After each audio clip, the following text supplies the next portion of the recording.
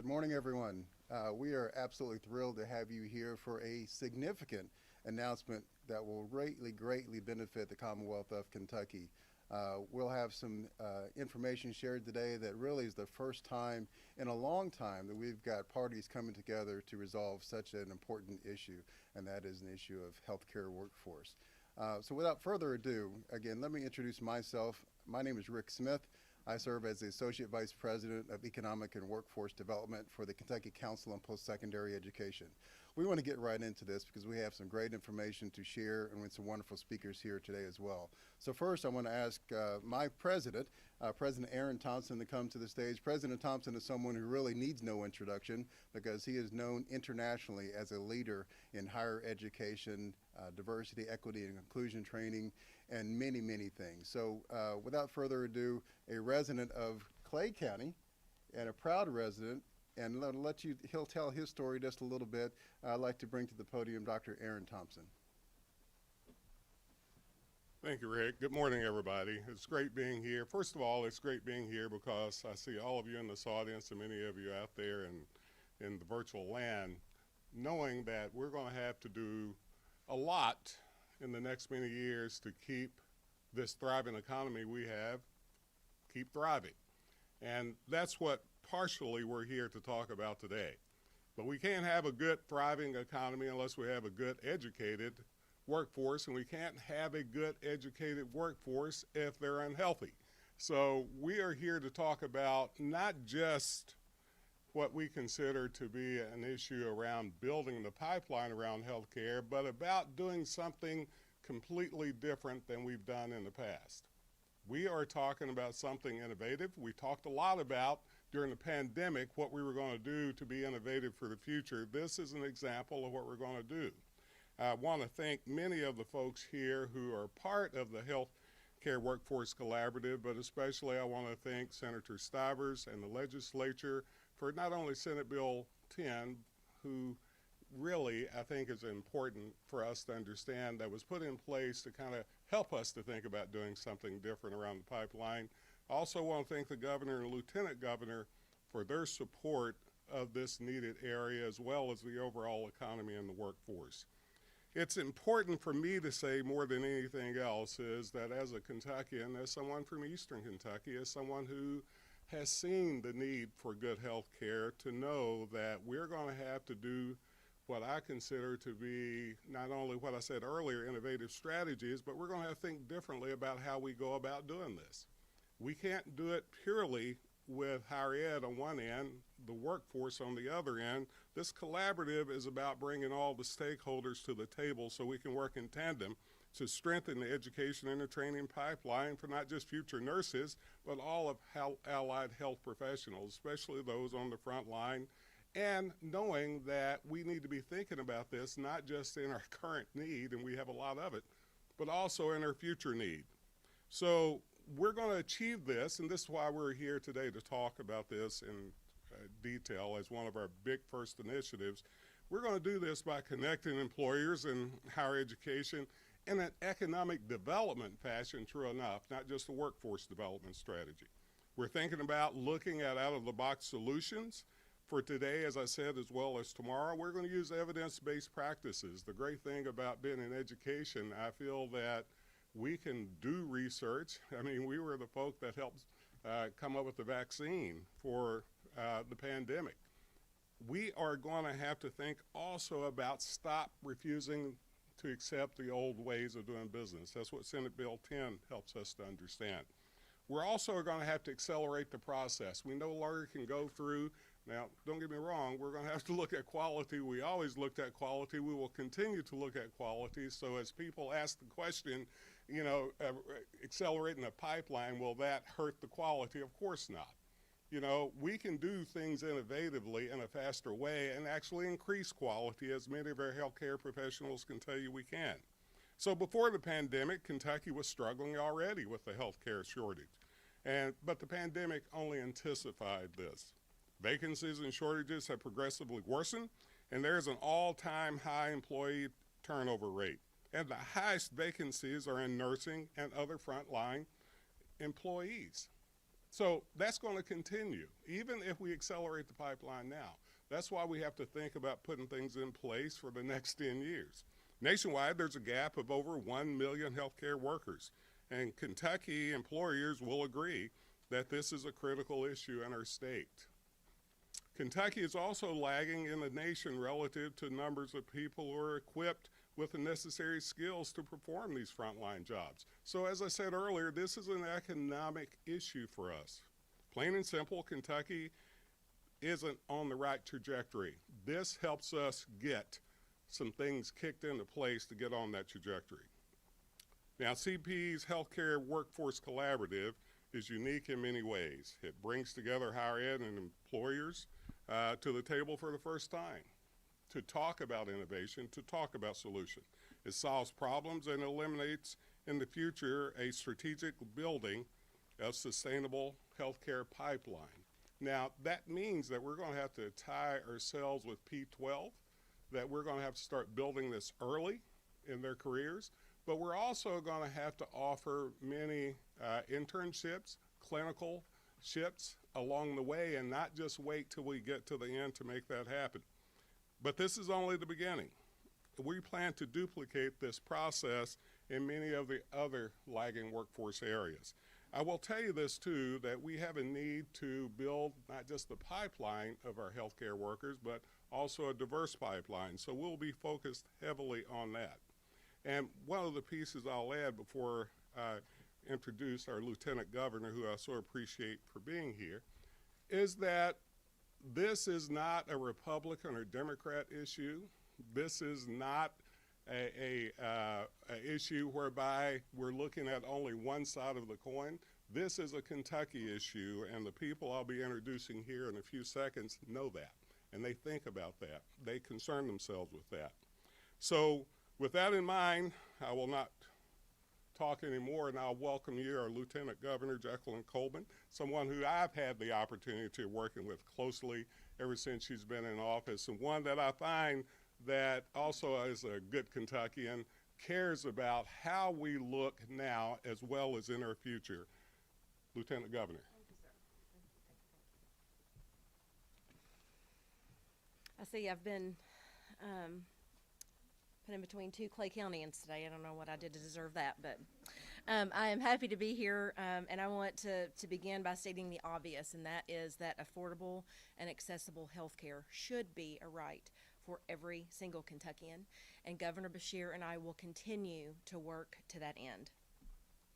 COVID has showed us that our healthcare system, what many of us probably took for granted before, is foundational to our individual health, to public health, to our economic stability, and to our very way of life. It reminded us that our healthcare workforce are heroes who provide compassionate service day in and day out, most of whom, I might add, are women. Kentucky, like many states, faces critical shortages of healthcare professionals, and with an aging population, our need only grows. The state is projected to need more than 16,000 new nurses by 2024. So let's put that in perspective.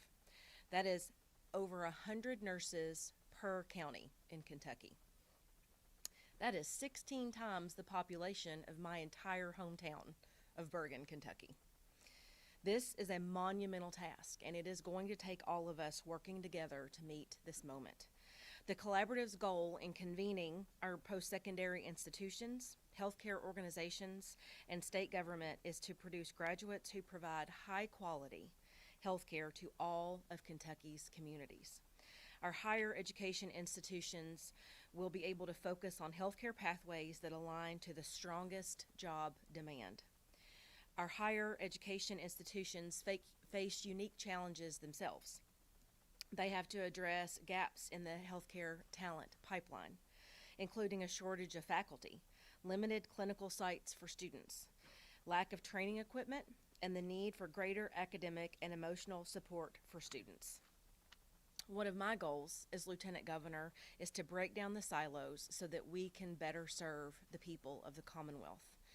In my former life as the Secretary of Education and Workforce Development, this was a top priority. and I'm thrilled to see our work begin to be realized today. Early on, we set out to, among other things, bolster the teaching workforce as well by establishing the Commonwealth Education Continuum.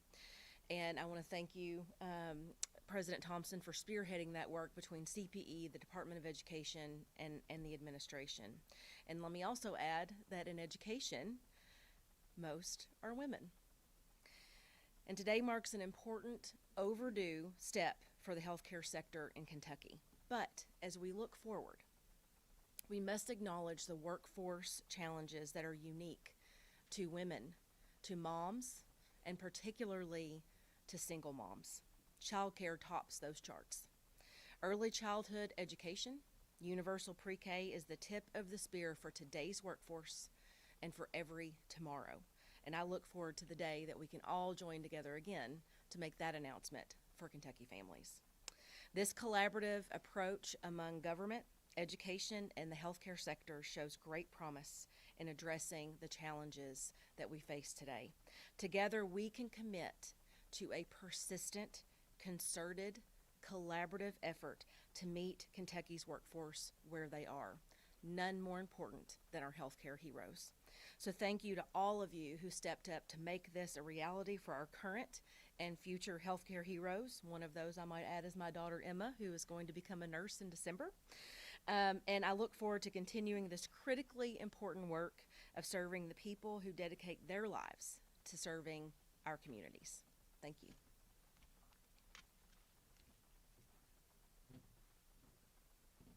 Thank you, Lieutenant Governor, and congratulations, Emma. Tell her we have a job for her, by the way, when she, just let her know. That's right. You know, without a doubt, Lieutenant Governor points to the fact that this conversation's been in place for a while. Her office, when she was secretary, my office, and others been talking about this for a long time, as has this person I'm getting ready to introduce. We've been talking about it for a long time. I want to say just one thing about the collaborative, though, before I introduce him and bring him up.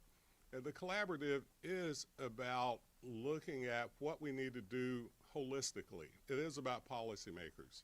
You know, it is about practitioners. It is about those who are educators. It's about all of those. And we can't get to the point of understanding how to streamline this unless we're all at the same table. That's what the collaborative is about. But the collaborative cannot do it without resources. So I want to, first of all, once again, thank Senator Stivers and the legislature and other folks for starting us off with $10 million to get this started. And let me tell you, it's already bringing fruit fast, as some of the educators you'll hear from in a few minutes will tell you. So this young man I'm introducing, I've known for a few years, from a heck of a county, by the way, but someone who's been president of the Senate, as you all know now, for a while, and who's been in the Senate for a long time, caring about what's happening with Kentuckians as much as anything else. He's also someone who you can sit down with and talk about these items in such a manner that he will help you find solutions, as well as what you're offering him as a solution. So I want to welcome up my friend, President Robert Stivers.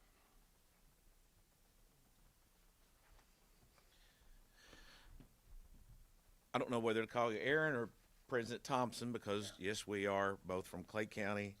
And Lieutenant Governor, welcome here. I hope you feel fortunate being among Clay Countyans. I have to say one other thing out of a point of pride. Aaron kind of picked a person I knew quite a long time who is another Clay Countyan, Leslie Sizemore, who will be up here. But also I'm going to correct Lieutenant Governor, you're not going to get your daughter off the payroll. I can speak from experience with 4 children, and none of them below 23. They're still on the payroll. But now let's get down to what our business is. You know, with the poor health care indices that we have in this state, and Lieutenant Governor is exactly right, COVID created a situation that it magnified a problem. And at one point in time, I can't exactly think when it was, the governor and I were speaking about this. He was going to enter an executive order expanding some of the processes for allowing the pipeline to grow bigger. We took that and codified much of that executive order, because executive orders ceased to exist after a period of time. Took that and created what was Senate Bill 10 to open up the pipeline to make sure more individuals who are qualified get into the nursing schools. It is critical when you know that there is this type of shortage in healthcare, and again, as I said, with poor healthcare indices, and particularly in the rural areas, about having those nurses and healthcare professionals provide quality services. Aaron talked about, being quality. Look, you've got to pass the board still. 3-year rolling average, 80% pass rate. This is how we established the criteria that we added on to from that of the governor's executive order. And knowing that nothing gets moving in government without an appropriation, ARPA dollars were attached to it, and about $10 million to help this process go through.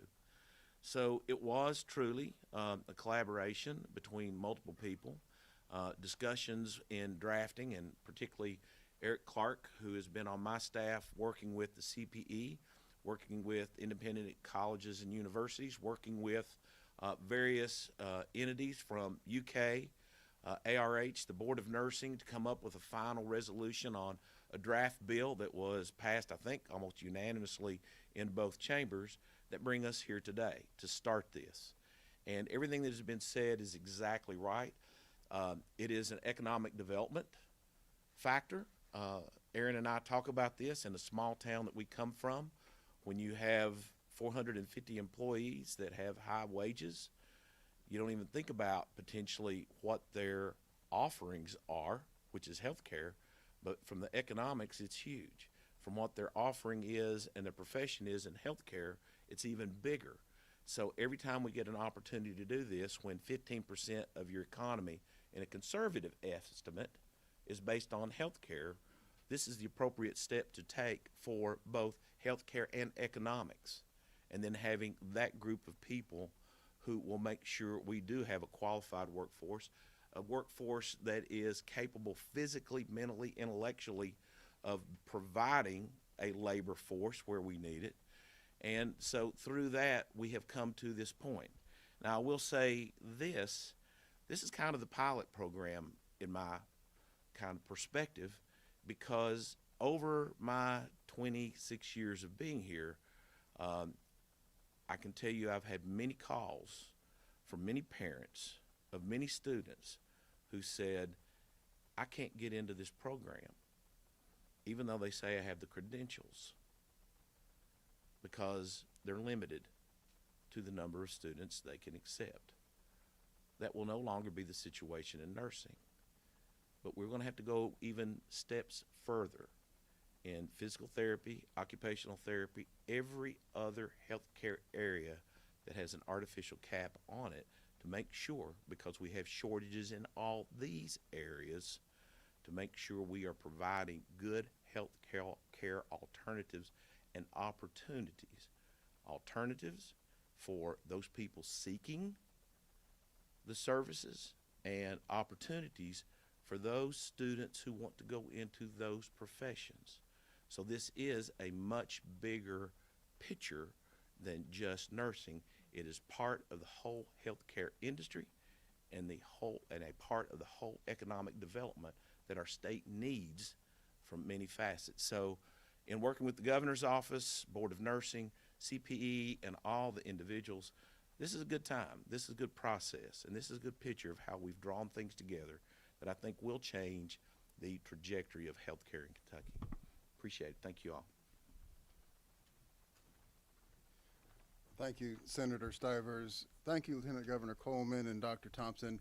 As a Kentuckian, I can say that I feel relieved that we have such leaders in these positions that are addressing this issue. So I think that we all as Kentuckians can sleep a little bit better tonight knowing that we have these folks that are trying to make some changes to our current system. You'll see behind me the banners that say Higher Education Matters. Higher Education Matters. That will be discussed with our next speakers come to the podium. We could not do this if it were not for the industry, healthcare industry, if it were not for our higher education leaders. So next, I want to call to the podium one of our greatest higher education leaders. Dr. Paul Zarapata is the president of the Kentucky Community and Technical College. We're blessed to have such a strong community college system in Kentucky. So I'd like to ask Dr. Zarapata now to come to the podium. Thank you very much, and good morning. I'd really like to thank the governor, the lieutenant governor, President Stivers, the General Assembly, and Aaron Thompson as well. Aaron was the glue of higher education during the pandemic and also led to a very important initiative like this, so thank you very much. The 16 colleges of the Kentucky Community and Technical College System are poised to help relieve this shortage, and these funds are extraordinarily timely as we build up our capacity with innovative delivery models. KCTCS offers programs at all levels, so students can earn a state-registered nurse aide certificate, a licensed practical nurse diploma, or go straight for an associate degree in nursing. And just to clarify, our associate degree nurses take the same national exam as bachelor's degree nurses. To be clear, we need nurses at all these levels, and each plays an important role. So I sincerely appreciate, again, the governor, lieutenant governor, President Stivers, Dr. Thompson. This is going to allow us to work with partners on a larger scale, provide technology needed for our programs, and to help us become more competitive with salaries. We know that the vast majority of our healthcare programs graduates stay and work in Kentucky, so this is truly an investment in the Commonwealth. Thank you again. We look forward to this. I know this is just the beginning. There's going to be a lot more to come, and I look forward to this collaboration. Thank you very much. This truly is a partnership, and a partnership includes all sectors, all facets of the industry. Next, representing our four-year institutions, we have from our flagship University of Kentucky, Dr. Robert DePaula.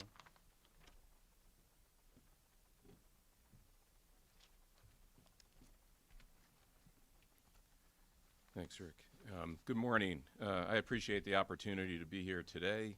On behalf of President Capilouto and the University of Kentucky, I am honored to be among so many esteemed individuals and colleagues who are advancing our Commonwealth, our North Star. I'd also like to thank Lieutenant Governor, Governor, Legislature, Senator Stivers, and Aaron Thompson as well.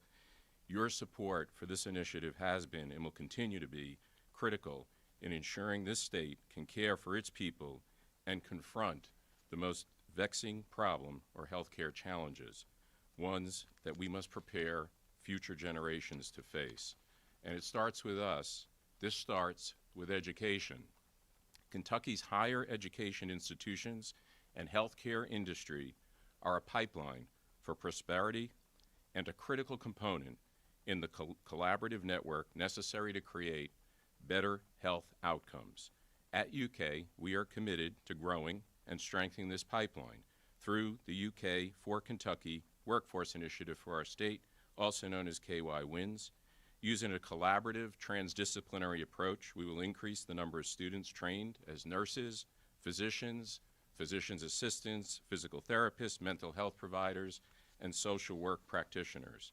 And importantly, we will work to help keep them in Kentucky. This is all part of our institution's strategic plan to advance the state each of us is called to serve. Today, we are poised to achieve these efforts with a sense of clarity and momentum, laser focused on the future. Through these efforts, we will increase access for students, including underrepresented students, to enter the healthcare pipeline, expand current academic programs focused on preparing the healthcare workforce, and enhance clinical opportunities to allow students greater access to work-based learning experiences. As a physician and prior dean of the College of Medicine, I know well the need for more healthcare providers and the workforce.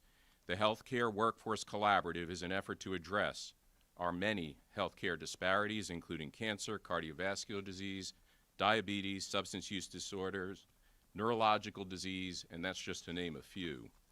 We will also be able to leverage the expertise and extensive research in these healthcare areas that is taking place in our collective institutions to improve healthcare as we train and graduate more healthcare providers.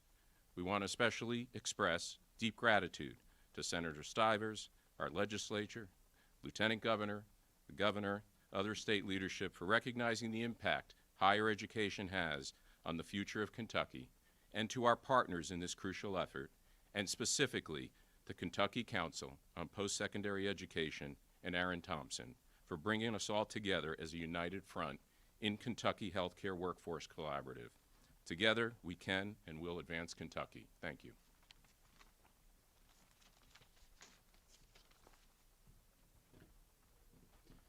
Thank you very much. As Dr. Thompson and others have said, this truly is a bipartisan effort. This is an effort that also brings together University of Louisville and the University of Kentucky. So next, I'd like to ask to come up to the stage representing the industry perspective, Mr. Ken Marshall, Chief Operating Officer of the University of Louisville. Thanks, Rick. Okay, we're going to put the UK U of L aside for today. I have to tell you, I like what I hear today. Lieutenant Governor, Senator Stivers, Dr. Thompson, thank you very much for leadership. I can't tell you how much that means to us. I'm Ken Marshall. I'm COO of U of L Health. We're a health system of 6 hospitals, over 1,000 providers, 4 outpatient centers. We see a lot, and we feel this every day. I'm often asked what the one issue is that keeps me up at night, and I can tell you consistently it's workforce. And I talk to my colleagues across the country, and I can tell you that it's workforce as well. It's part of our daily organizational conversation. At its core, healthcare is about people. It's committed people taking care of people in need, and we're falling short. In health systems, hospitals across the state, we have raised pay, we have increased and added benefits, we have hired every graduate that we could find.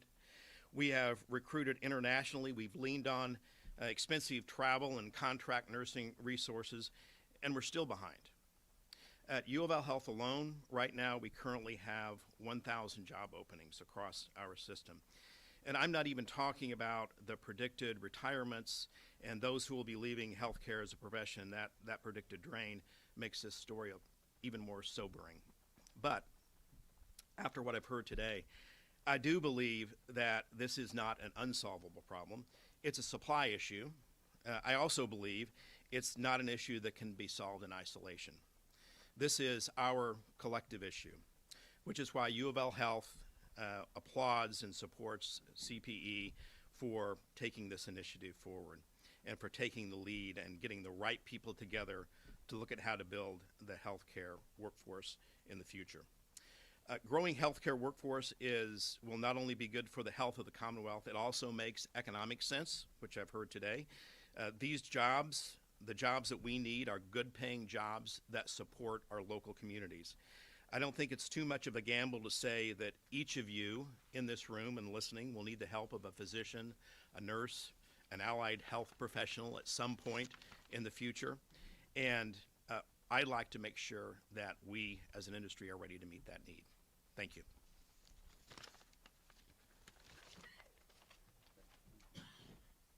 Thank you, Ken. An effort like this takes many, many people. There are several people behind the scenes making this happen. Lee Nimitz from the Council on Post-Secondary Education and Dr. Thompson are architect of much of what is being announced today. So special thanks to many of those people who are working behind the scenes. I think Senator Stivers mentioned the next person I'm going to bring up to the stage. I have the pleasure of working with her on my team, and I'm so glad to have her. Dr. Leslie Sizemore serves as the Senior Fellow for Workforce and Economic Development. She'll be leading this initiative with me, and I'd like to bring her up to the podium now to talk a little bit about the next steps. Wow, what a day of celebration. In the Commonwealth, we have so much to be grateful for. We have a governor and a lieutenant governor and a legislative leadership team who know the value of post-secondary education. We have the vision of our council president and his executive team, the collective persistence of all of you here who want more for Kentucky. I would also like to give some thanks to our Healthcare Advisory Group. This is a cohort of higher education, healthcare sector, and government leaders who will assist us as we maneuver this agenda.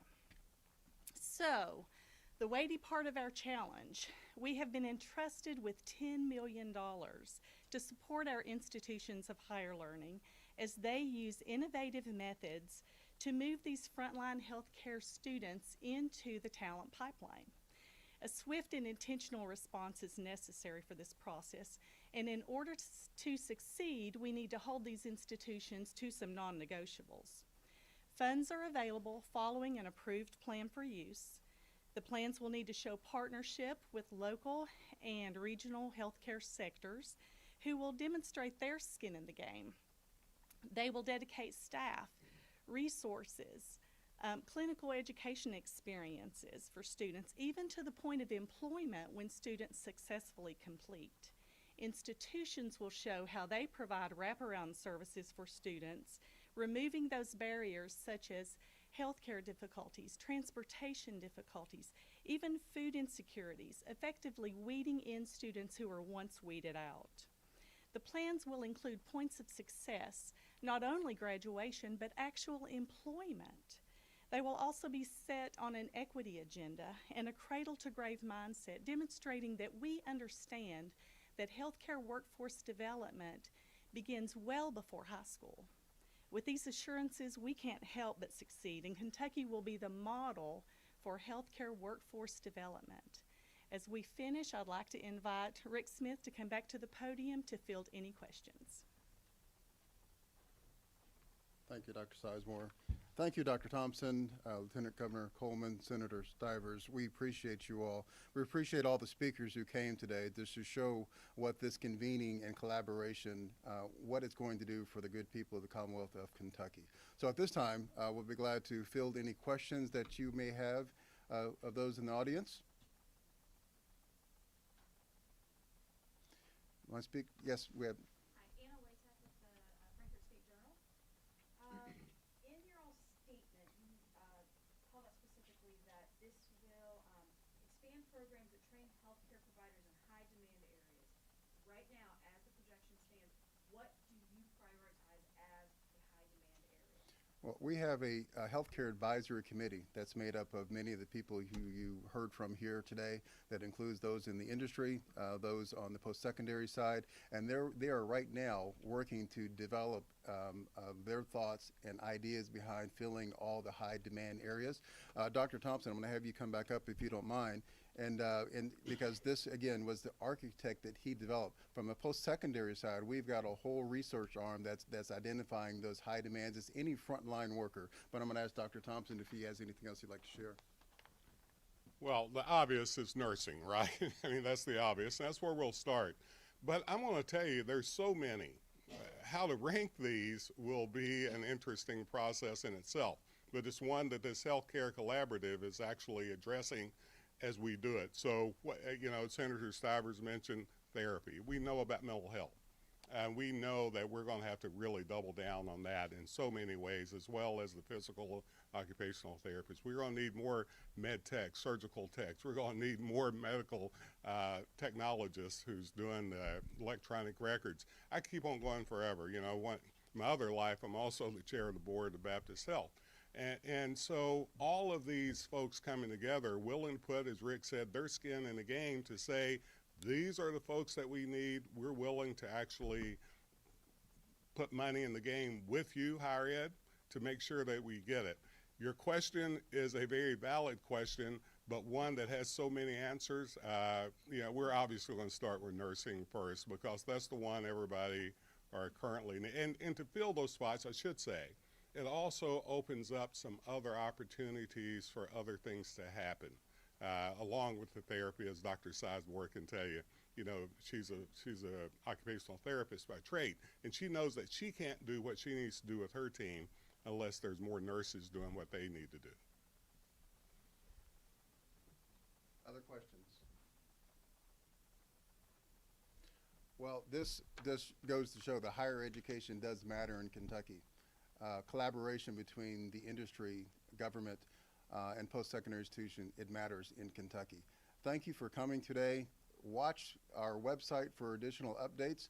We'll be sharing information as our advisory committee works. We'll be coming back and reporting the progress of this investment the legislator has made into post-secondary, into this workforce issue. And with that, we'll end this discussion. And again, more information certainly will be coming very soon. Thank you for coming.